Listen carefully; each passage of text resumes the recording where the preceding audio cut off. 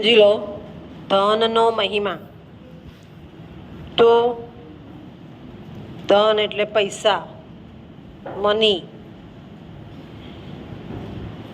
નીતિ શતકમાં આપણને ધન વિશે પણ સમજાવવું પડ્યું. કેમ? તો યુનિટ 3માં જ એક મહત્વનો શ્લોક મેં આપ્યો, એના ઉપર જઈએ. ઉદાહરણ નીતિ શતકમાં ઉદાહરણ દ્વારા સમજાવ્યું છે. તો પૈસાની સમાજમાં જરૂરત છે. એ વધારે ઓછો હોય એ વસ્તુ જુદી છે, પણ જેની પાસે વધારે પૈસો છે, વધારે, એને આપણે ગુજરાતી ભાષામાં ભા કહીએ. ભા બનાવવાનો, સાહેબ બનાવવાનો. ભલે સાહેબ નથી કે ભા નથી, પણ એના ધનનો ઉપયોગ આપણા સમાજમાં થઈ શકે માટે. વધારે છે, કરોડપતિ છે એની પાસે, કાં તો એ આપી શકે એવો છે. કરોડપતિ નથી પણ એનું દિલ મોટું છે, આપશે. આપણે જઈશું સમાજ માટે માંગવાને આપશે એવો. પણ એને ભા નહીં બનાવવો પડે, એ સમજીને આપી દેશે. બીજું, આપણા વડવાઓએ પણ એક જૂની કહેવત આપી છે આપણને કે આપણી કમાણી હોય એનો 10મો ભાગ તો તમારે દાન કરવું જ જોઈએ. 100 રૂપિયા કમાતા હોય તો 10 રૂપિયા આપણે કોકને ઉપયોગી થાય એ રીતે આપવા જોઈએ. કેમ?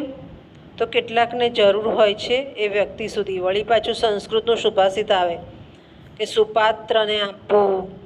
સામે આપણને ખબર હોવી જોઈએ કે એને જરૂર છે, એ જ વસ્તુ અપાય. નહીંતર એ તો વાપરી નાખે, આપણો પૈસો વ્યય થાય. એટલે સમાજ ચલાવવા માટે પણ રૂપિયાની જરૂર છે. તમને અહીં મોકલે છે તો તમારી નોટ ચોપડી, તમારા ડ્રેસ, એના માટે તમારા ફાધરના પૈસા જાય છે જ. તો સામે તમારે વળતર આપવું પડે, સારા માર્ક્સ લાવીને. એટલે ધન છે દરેક જગ્યાએ જરૂર પડે છે. હવે એની ઉદાહરણ આપણને આપ્યું છે કે આ ધન છે એ ધનની 3 ગતિ ચોક્કસ હોય છે. કઈ કઈ 3 ગતિ? તો પહેલાં તો એ ધન છે એનો ઉપયોગ એ રીતે કરો કે બીજાના કામમાં આવે. બીજું, દાનમ ભોગો નાશમ, એમ એવું એની 3 ઉક્તિ છે કે બીજાને કામમાં આવે ત્યાં તમે આપી શકતા હો તો આપો. પછી બીજું, આપણે પણ આપણી પાછળ ઘણા બહુ ચીંગુસ હોય છે, જીવે ત્યાં સુધી કંઈ વાપરે જ નહીં. એવું નહીં થવાનું.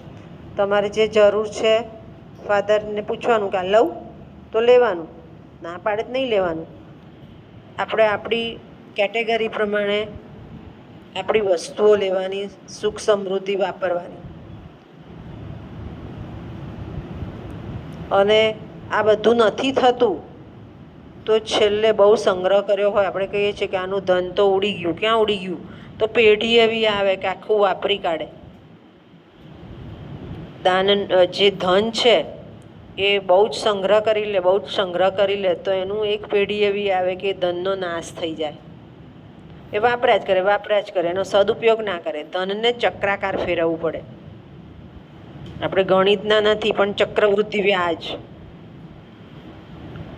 આપણે ગણિતના નથી પણ સમજીએ છીએ કે એફડી મૂકી હોય તો વ્યાજ મળે છે.